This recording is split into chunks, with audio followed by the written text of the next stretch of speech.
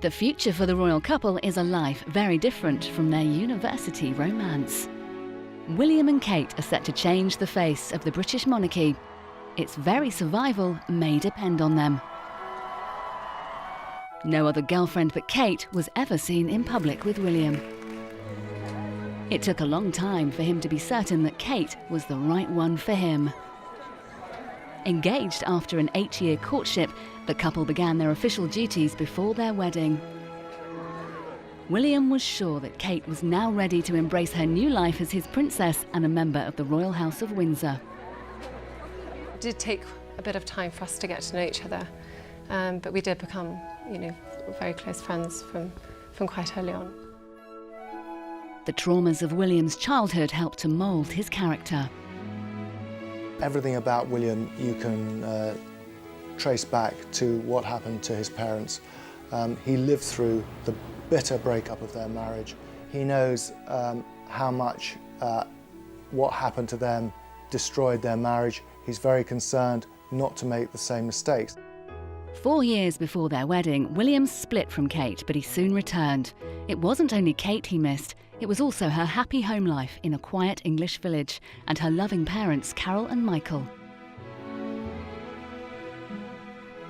Kate's family, she's got a very, very close family, and I get on really well with them, and I'm very lucky that they've been so supportive.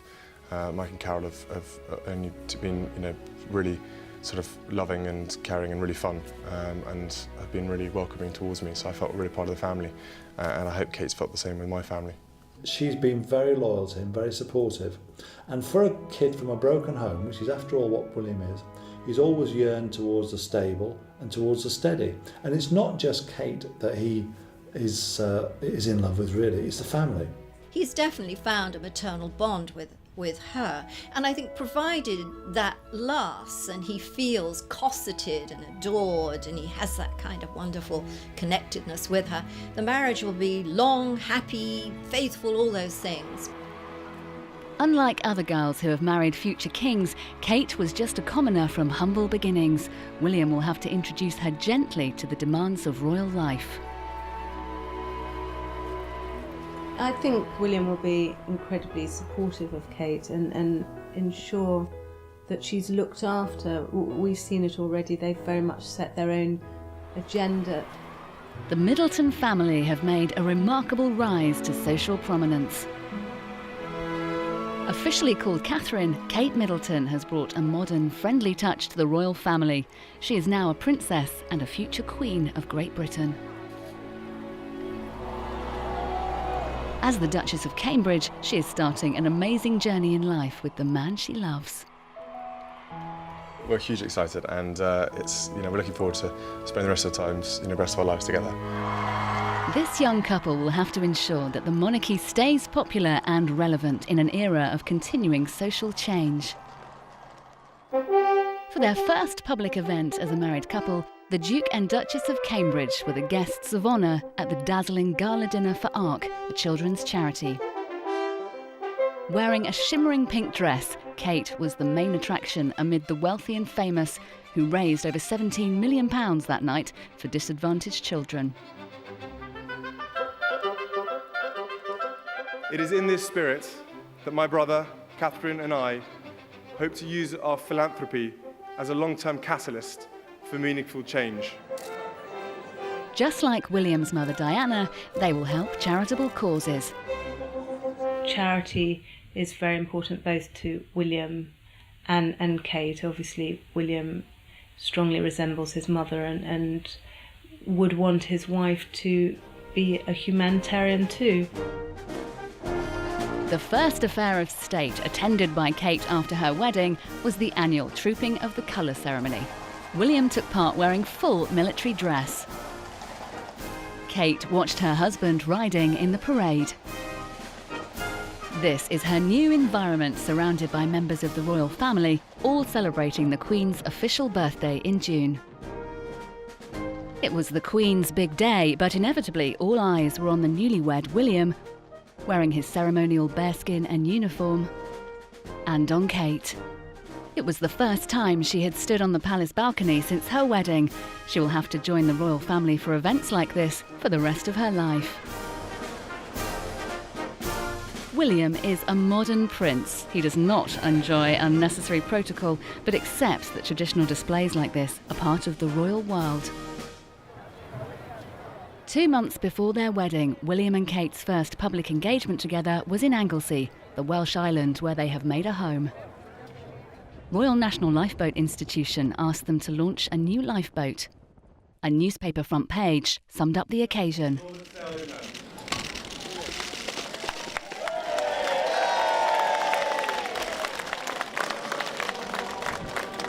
It was a great success. Kate joined in the singing in both Welsh and English.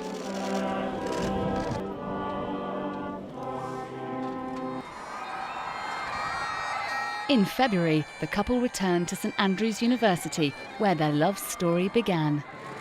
This is a very special moment for Catherine and me. It feels like coming home. Despite being one of Europe's leading research institutions, the third oldest university in the English-speaking world. They were first filmed together in 2003 when they were housemates. A year later, the truth was out when they holidayed together on the ski slopes. William wanted to protect his love from media attention, and he was too young to be sure about marriage. When he started St Andrews University in 2001, William wanted to be an ordinary student, shut away from the press and enjoying a normal life while he had the chance. He's always been a lot older than his years. So by the time he was 19, he was very kind of wary of the outside world, deeply suspicious, and obviously, given what happened to his father, being eviscerated by the press, given what happened to his mother, he's got a very jaundiced view of the world. Shortly before Charles's wedding to Camilla, William, then 22, was asked about his marriage. Could there be another wedding perhaps on the card sometime soon?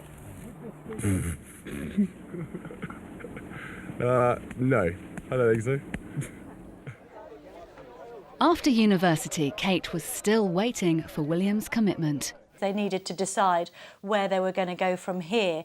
Clearly, it's a little bit different for them conducting a relationship in the full glare of the media and with all of the trappings that William's life as second in line to the throne has. And we understand that he may have had doubts. Was Kate the one for him? Clearly, he doesn't want to make any mistakes like his father did before him. There's pressure on him from the Queen and Prince Philip because they don't want any more divorces in the royal family. I think there were lots of question marks hanging over their relationship, which they needed to just take some time out and get a hold of and really make up their minds that they wanted to be together. On Kate's 25th birthday in 2006, she was buzzed by the paparazzi who considered her fair game. But despite the pressures, Kate and her family remained discreet. If you look at Kate and the whole history of the time they've been together, we've not had one kiss and tell, we've not had any former boyfriends coming out of the woodwork, we've had nothing from the Middletons. Now that has got to earn them huge favours, not only with Prince William and Harry, who value loyalty and discretion over everything, but also with people like the Queen and Prince Philip and Prince Charles, who, again, don't want anyone speaking out of turn. After university, William undertook a specially tailored training scheme in each of the 3 armed forces. As king, he will be Commander-in-Chief of all branches of the British military. After long stints away in the army, he spent a short period with the Navy. It was his Royal Air Force training that he liked best. That determined his choice of career as a search and rescue pilot. Flying fixed-wing aircraft and later helicopters became a passion. He described flying solo as an amazing feeling. William and Kate had been together for 8 years when they announced their engagement. They were both 28 years old. His parents hardly knew each other when they became engaged. Diana was 19, Charles 31. And I'm amazed that she's been brave enough to take me on. And I suppose in love. Of course. Whatever in love means. There were no embarrassing hesitations with William and Kate on the day of their engagement. If you look back to the photographs of Charles and Diana and that dreadful comment he made, which when he was nervous about whatever love means. I mean, you can imagine if William had said that to Kate, she'd have given him a smart tap on the shoulder. So it did take a bit of time for us to get to know each other, but we did become, very close friends from quite early on. William had kept Diana's engagement ring after her death, and he gave it to Kate when he proposed to her. It's my mother's engagement ring, so I thought it was quite nice because obviously she's not going to be around to share any of the fun and excitement of it all. This was my way of keeping her sort of close to it all. I guess we better have a look at it. What kind of ring is it? Are you an expert on what's... I'm not an expert on it at all. I've been reliably informed it's a sapphire with some diamonds, but I'm sure everyone recognises it from previous times. So. It was a poignant reference to his parents' lives. Everything about William you can trace back to what happened to his parents. He lived through the bitter breakup of their marriage. He knows how much what happened to them destroyed their marriage. He's very concerned not to make the same mistakes. I suspect there are all sorts of things running through his mind about all this, what happened to his parents, particularly what happened to his father, who clearly made a terrible choice when he was a young man, and he doesn't want to do that. Thank you, yes, it's a normal colour. Is it? Yeah. Oh, okay. You can't remember how many times you dyed it now, can you? No, I don't. My dad was like really angry at me for a minute there. Yeah. In 2007, singer Joss Stone helped William and Harry organise a concert in Diana's memory. Amid the big names from the entertainment world, William still had the star quality that has impressed many people.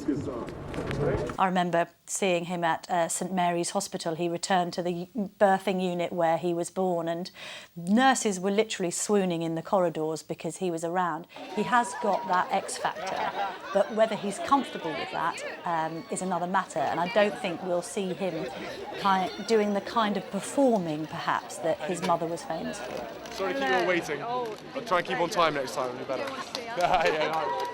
What we also know about Prince William is, while he is very much his own man and certainly won't be told what to do, he likes to decide it for himself, he's also been very clever in surrounding himself by an extremely tight-knit group of friends, the so-called circle of trust, friends from Eton, for instance, who really he now trusts implicitly. And Kate is at the centre of that. Often you'll see Kate go out without him, being chaperoned by one of his very old friends from the Eton days. And I think by doing that, William's almost cocooned himself from the outside world, in that he knows who he can trust and he knows that these people aren't going to be leaking stories. William was an usher at the wedding of his old pal Edward Van Cutsum and the Duke of Westminster's daughter Tamara. Some of his social set were slow to accept Kate. When Catherine met William, she was really punching above her social weight. She was, after all, a girl from a middle-class home dealing with the upper classes, where everybody who came for dinner was Lord or Lady this. The Van Cutsum family, for example, great friends of the royals, especially of Prince Charles. Mixing in those kinds of circles, she will have felt early on quite intimidated about it. And I remember that one of their friends telling me that Catherine didn't like the fact that she'd be cooking in the kitchen and being treated a bit like a skivvy, and William would be chatting away to some lord or lady who was a student at the college. So it did that social divide did create tensions early on in the relationship. Now Catherine is friendly with most of William's friends. There is some snobbery towards Kate Middleton, who's very cruelly, I think, and unfairly become known as Kate Middle Class. She is a middle-class girl, essentially, from Berkshire, but it seems to be William's friends, some of William's friends, that have a problem with it. Like his father before him, William loves polo, a game for rich players that attracts the higher echelons of society. Kate has learned to mix with the polo playing set, who form William's friendship circle. This has not been easy. They are known as the Glossy Posse. They're the set that come from Gloucestershire. They mix with William at Highgrove, and they are essentially the sons and daughters of wealthy, blue-blooded aristocrats, and they are the ones that can be terribly snobby. When William began St Andrews University at 19, he was one of the world's most eligible bachelors. Inevitably, his choice of bride became a source of media speculation.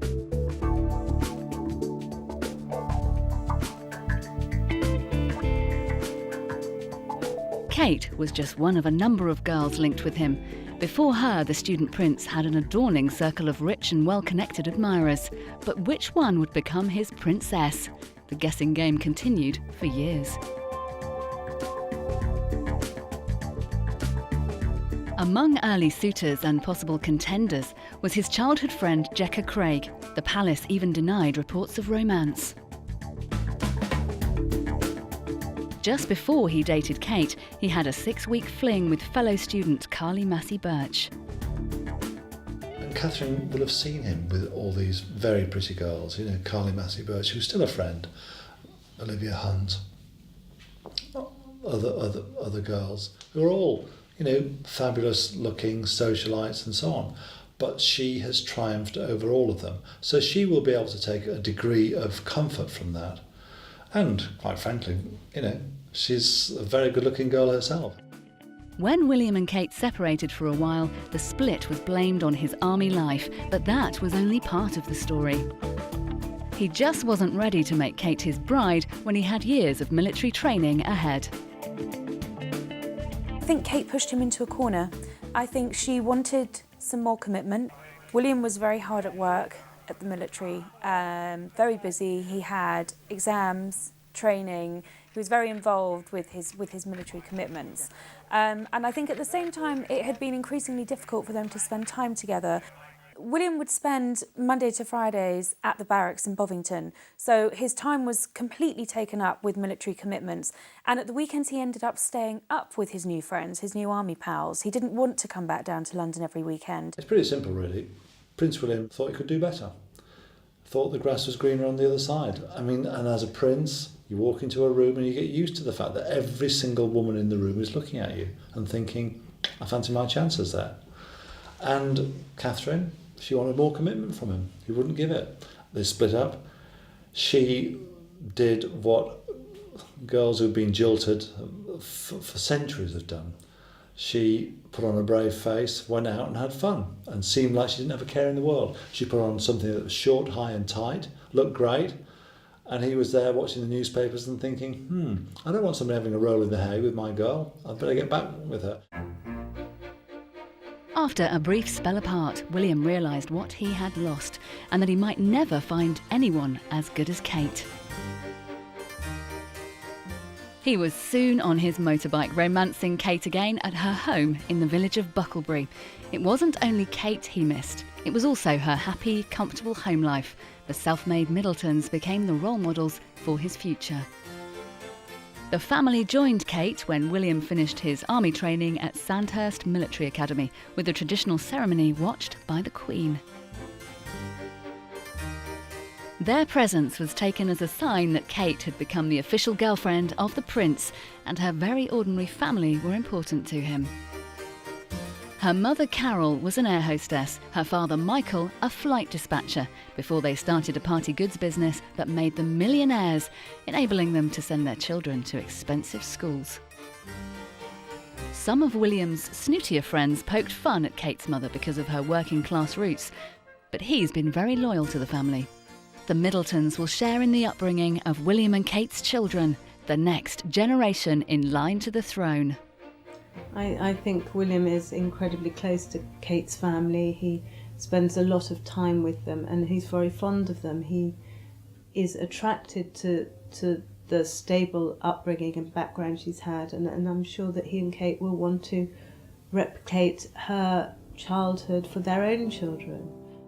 Kate enjoyed normal childhood activities like joining the Brownies. A tall, rather pale and shy girl who blossomed into a beauty when she grew up, she was always secure in her parents' love. One of the things which attracted him to Catherine and also to the Middleton family is the fact that they're a safe, steady, stable family. And much of their courtship was spent at Bucklebury, the family home, having a quiet pint in the local pub, away from prying eyes, away from long lenses, but just enjoying casual, normal life with the Middleton family. William's girlfriend became public property, with every aspect of her childhood and schooling examined in the press. Journalists went in search of the schoolgirls who tormented a teenage Kate Middleton and unearthed memories of bullying. Even distant members of her family were victims of media exposure. Her student brother was caught wearing fancy dress. The most damaging criticism was about Kate's lack of a proper career. A graduate in art history, she worked part-time for her parents' business and for a fashion company called Jigsaw. I think Kate's in an invidious position. She has been with William for a long time, 8 years, and to have to go into work every morning and not be able to talk about what you did the night before, it is very difficult.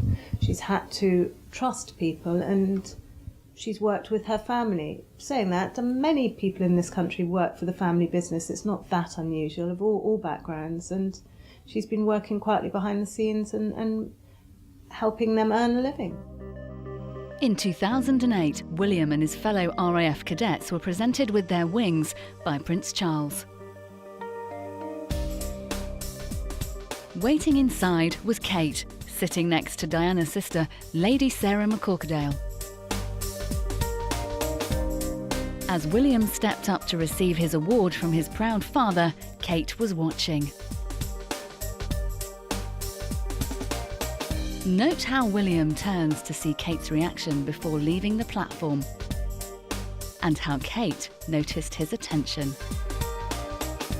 William was happy and relaxed, starting out in the branch of the military that he loved best. He joined the group photo with Charles and his stepmother, Camilla. He has long accepted Charles's second marriage and welcomed Camilla as a companion for his father. As another royal wife, Camilla will prove a good advisor for Kate. In choosing a career in the Air Force, William was departing from traditional royal service, usually in the Army or Navy. William would do things his way, and Kate would wait for William until the time was right for marriage. I think Kate has taken on the role and knows what is expected of her. There are benefits and there are downfalls to any job, and she has signed up for it and is welcoming it with open arms. As Princess Elizabeth, the Queen married Prince Philip in 1947. After seeing so many royal divorces, she now welcomes girls from less elevated backgrounds into her family. The Queen particularly is quite in favour of someone rather unattractively termed a commoner marrying the younger members of the royal family, because she sees middle-class girls with a good university education as a better bet than perhaps the kind of aristocratic prima donnas that might have been singled out for princes in the days gone by. Her experience with people who are less common, say Fergie, who was a commoner of sorts, but yet she was the daughter of an army officer, and so she probably was from the higher echelons than somebody like Kate Middleton. They've gone disastrously wrong. So maybe she's quite happy for people who are just stable, communal garden, middle-class girls. When the Queen was crowned in 1953, she was the 26-year-old mother of 2 young children, Charles and Anne. Huge responsibilities were placed on her. William and Kate's marriage will be completely different from the Queen's in terms of having children and producing an heir. That the Queen was the monarch and a mother and had to juggle 2 very difficult roles at a time when she came to the throne. Prince William is going to spend his early married years out of the limelight to a certain extent. He's not working as a working royal as such. And his father has yet to ascend to the throne, so William and Kate will probably be able to bring up their family before he even has to think of ruling the country. Among the guests at the royal wedding were William's uncle, Prince Edward, and his wife, Sophie. Like Kate, she came from an ordinary background. They married in 1999, and theirs had proved to be one of the most successful royal marriages. Sophie, too, faced media scrutiny. But as a successful public relations executive running her own company, she was well prepared. Sophie Rhys-Jones, Prince Edward's wife, is a perfect example of somebody who's slotted into the royal family brilliantly. And this, let's face it, is the daughter of a tyre salesman.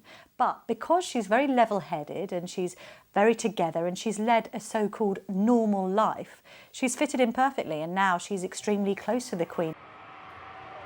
30 years ago, Lady Diana Spencer brought youth and glamour to the royal family. Since her tragic death in 1997, no one has taken her place so far in the nation's heart. If there's going to be anyone that's going to be replacing Diana, then it's going to be Prince William's wife. And I think if she's got that dazzle factor, which Kate does appear to have, she appears to be able to sell newspapers and intrigue cameramen, then clearly she's a very good bet for the royal family. As Princess Elizabeth, the Queen spent the first 5 years of her marriage with Prince Philip in Malta, where she was on naval duty. Kate's early married life is going to be very similar to that of the Queen's when she lived in Malta. Kate will be spending her first years as a newlywed, living in a cottage in Anglesey, and the Queen obviously spent her life as a military wife too.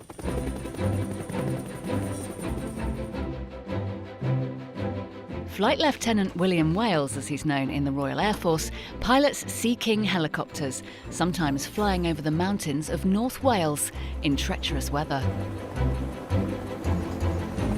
After a long day or night with his colleagues, he goes back home to Kate at their cottage near his base at RAF Valley in Anglesey. It's a life he much prefers to his royal duties. He's only done a handful of royal engagements. He's done a couple of short royal tours on his own. He's not really being a fully fledged member of the royal family firm. So in a way, he's learning the ropes just as she is. And he's not used to being the star of the show. He's left that to his dad. For a boy who likes to be out of the limelight, likes to be watching soccer on TV, watching a movie, he'll be thrilled if the burden of taking on public duties is left to Catherine. Her official job will be providing support to her husband. They will be expected to make foreign tours, like their first destinations to Canada and California.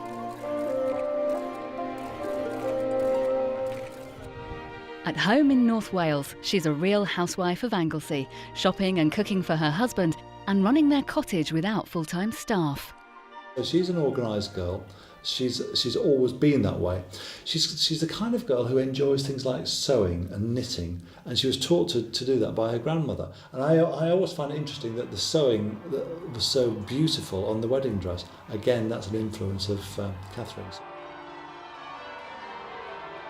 She's a girl who's organised in a very feminine way. In 1983, Diana and Charles took baby William on tour to Australia and New Zealand. It was a very arduous trip. Later, Diana said, "I realised the sense of duty, the level of intensity of interest, and the demanding role I now found myself in."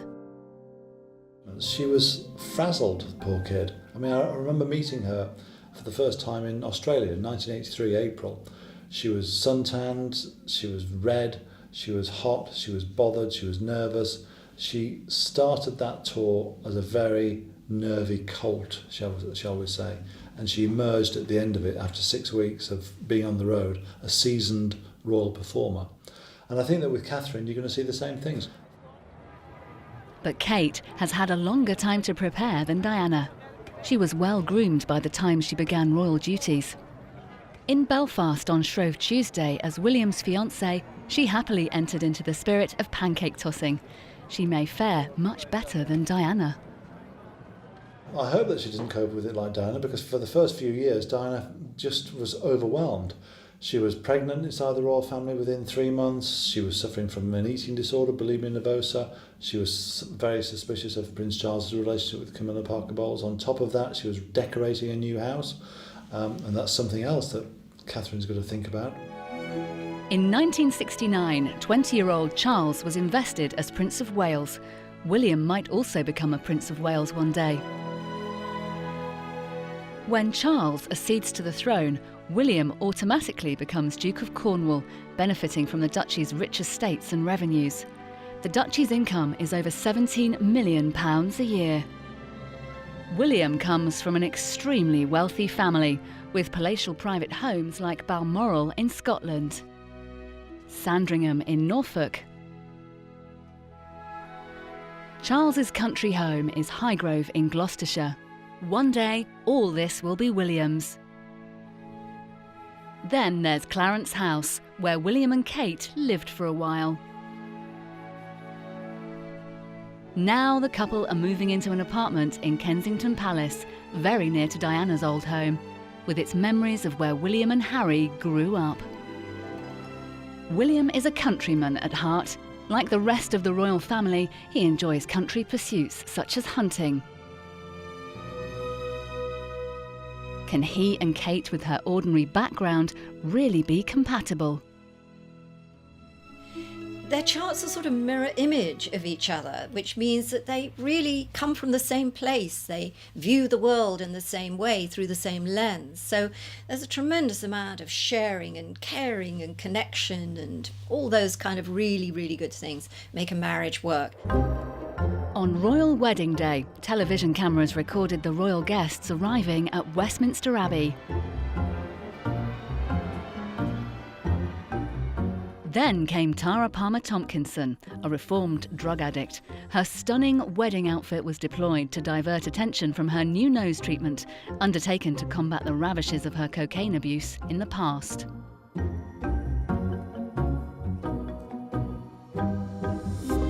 And William may have to be wary of people who use their royal connections, as Tara has frequently done. The Palmer-Tompkinsons are rich landowners and part of the court that surrounds Charles and Camilla.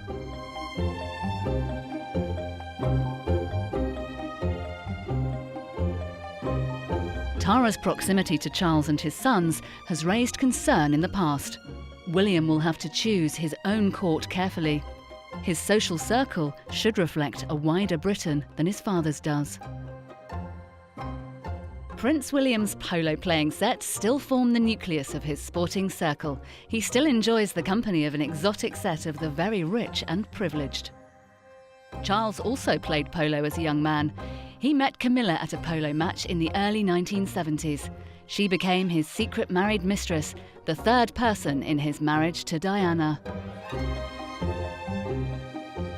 Many years later, Charles confessed their long affair. Now some wonder if history will repeat itself with William. During their long courtship, Kate was aware that other girls were attracted to him. But William has shown her total commitment since their short separation. Although women may still find him attractive, hopefully he will remain faithful and not take a mistress like his father did. No woman knows whether they're going to tolerate their husband's mistress until they discover it and have to confront it. I think that Catherine has proved herself to be very loyal, very patient, and also very forgiving. But I don't think this is a relationship where they go into it thinking it's going to fall apart. They've made their vows in front of the world, not just the Archbishop of Canterbury. Charles married his mistress Camilla in 2005. She is now the Duchess of Cornwall, but she has not found her royal role easy. Charles and Camilla have an understanding that she needs her own space with her family of her first marriage. Camilla retreats more and more to her old home, Raymill House, which she kept after marrying Charles very wisely as a bolt hole. It is one of the few places where she really feels she can sort of kick off her shoes and sort of be a little bit more liberated. I think she is finding adjusting to royal life quite demanding. She's not a great fan of royal tours or royal engagements, but you know, she's made her bed and she's got to lie in it. With the scandals of their past behind them, Charles and Camilla have made a good marriage, uniting their two families. Camilla is gradually being accepted by the public. I think Charles's second marriage is obviously a much better match, and he had to wait a very long time to get there. And so it's almost like, you know, over the years they proved themselves as a couple. The interesting thing is that how much do we change as people? I mean, we gain in our experience and wisdom, I hope, but we're always essentially the same person. And so Charles is always who he is, and he has a kind of awkward chart. He's a, you know, it's not an easy fit when you start looking at love and relationships. It's full of idealism and romanticism and not being very good at reality. So he was going to find that an obstacle with whoever he was with. I think what's curious here is that Camilla has many features in her chart that Diana did as well. So in a way, he's just got this kind of older version of the same record. Only, of course, Camilla had a different upbringing, a different life, you know, all those things make her different. But there are some really interesting connections between Diana, Camilla, and Charles. In 2006, a year after their own wedding, Charles and Camilla attended the wedding of Laura, Camilla's daughter from her first marriage. The bride arrived with her father, Camilla's ex-husband, Andrew Parker Bowles. Divorce and remarriage had become a fact of life for the royal family, as for so many others in the land.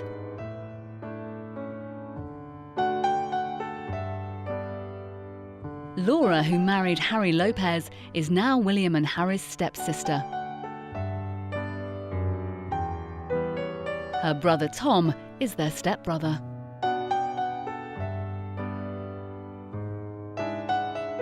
Among the wedding guests was William's girlfriend, Kate.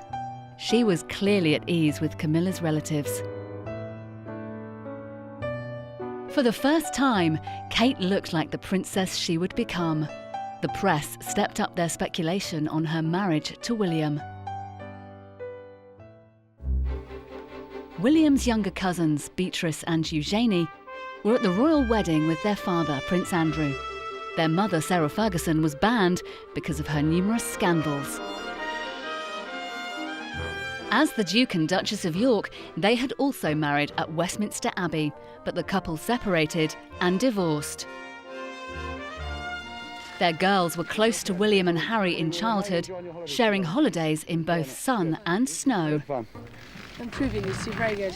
They're improving. Very good skills. Richard, sorry, could you ask for As royal children, they had to pose for photo calls, something Kate never did until her engagement to William. Yes, it'll be good fun. Very good. Enjoy it. Tiggy Leg Burke was a much-loved young nanny who shared many adventures with the young princes. She was brought in to help Charles with his boys after the couple's separation.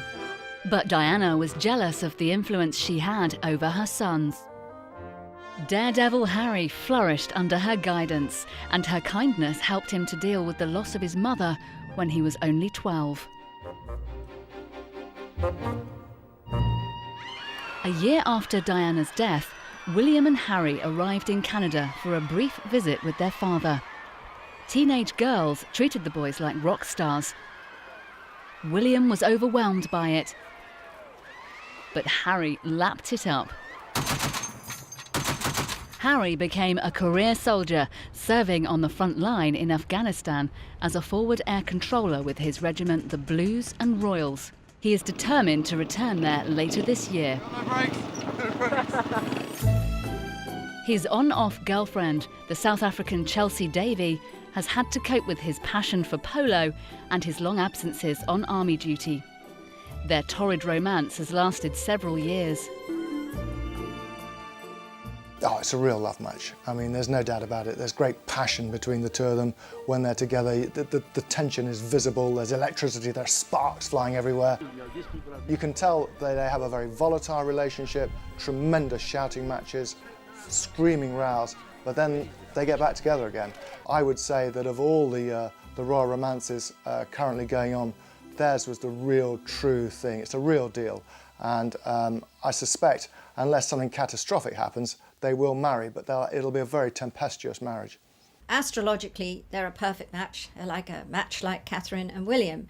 And it's hard for me to see how he will replace her Chelsea with anyone else. I think it's a strong bond, and we'll have to wait and see what happens. Harry says that Kate is like a sister to him.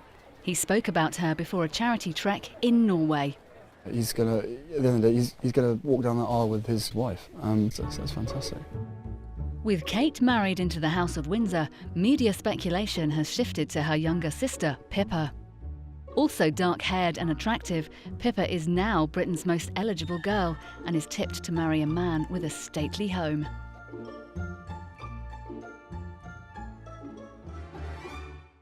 Pippa was much admired for her appearance as Kate's maid of honour.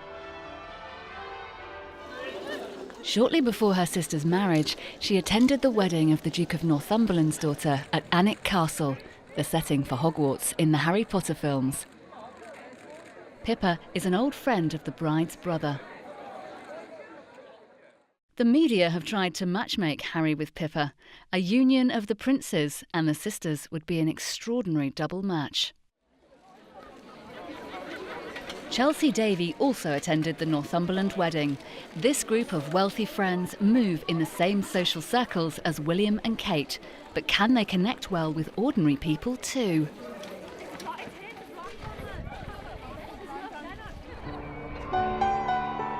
On their last public engagement before their wedding, William and Kate visited Blackburn in Lancashire, one of the poorer parts of the country. Kate was now a polished performer, ready to take on the royal life ahead of her. The couple opened a new state school, clearly at ease with the pupils and happy in each other's company.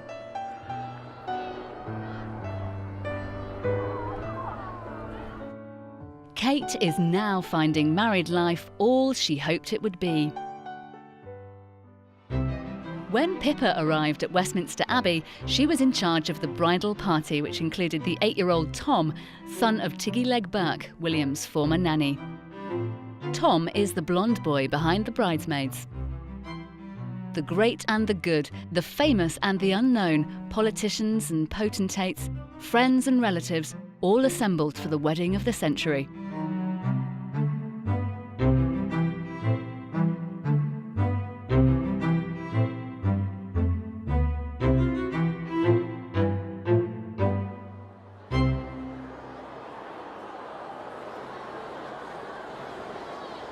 Kate, whose family tree includes coal miners, came to Westminster Abbey to marry her prince. This was a real-life fairy tale come true for the whole Middleton family. In looking at William's need for a kind of maternal bond with his woman, it's interesting to me that he may well feel a kind of attraction towards older women and need that kind of sense that he missed to a degree with his own mother dying so early. And maybe it explains too why he felt that kind of strong bond with Catherine's mother, Carol Middleton, who would have naturally kind of, wanted to make him feel loved as a mother can do. The Middletons have already played a great role by producing a girl as delightful as Catherine, who will help William lead the monarchy through into the 21st century.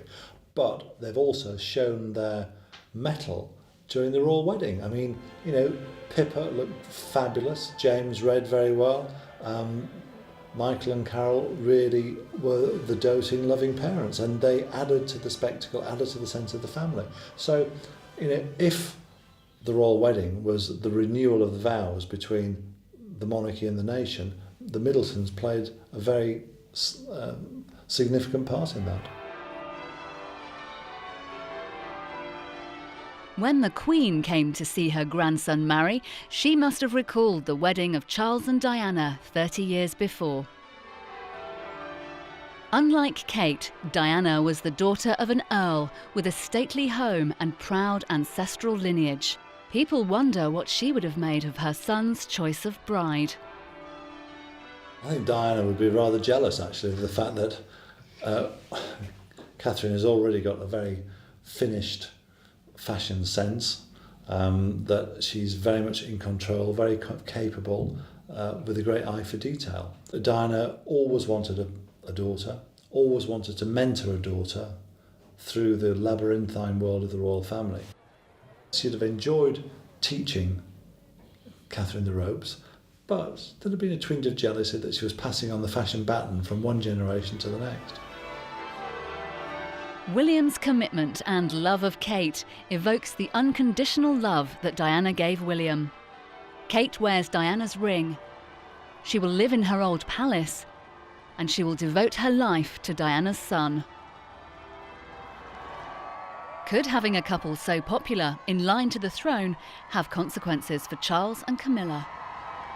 Prince Charles is the longest serving Prince of Wales in history. He's not going to give up his chance of ruling, of being sovereign, nor would Prince William want him to. He wants to remain in the background for as long as he can.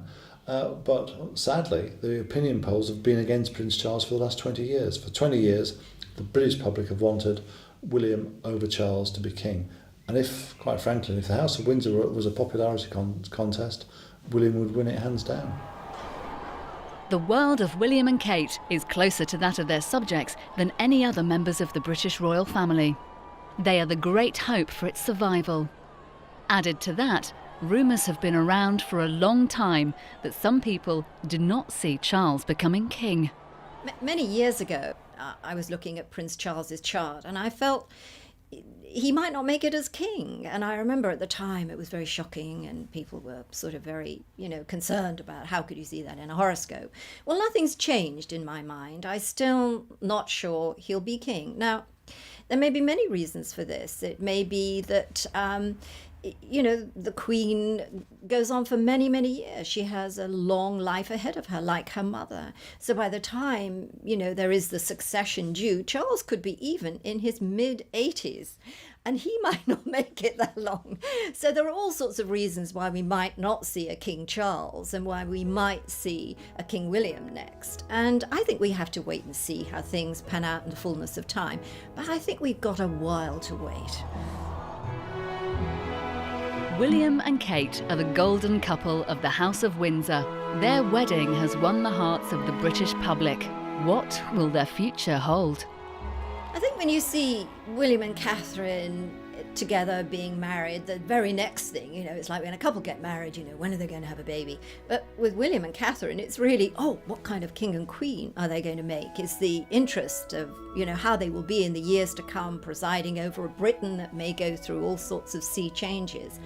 And I mean, you can see straight off the bat in just the way they stand together, who they are as people. This is going to be a great royal couple. They are going to be the right couple for the right time for Britain.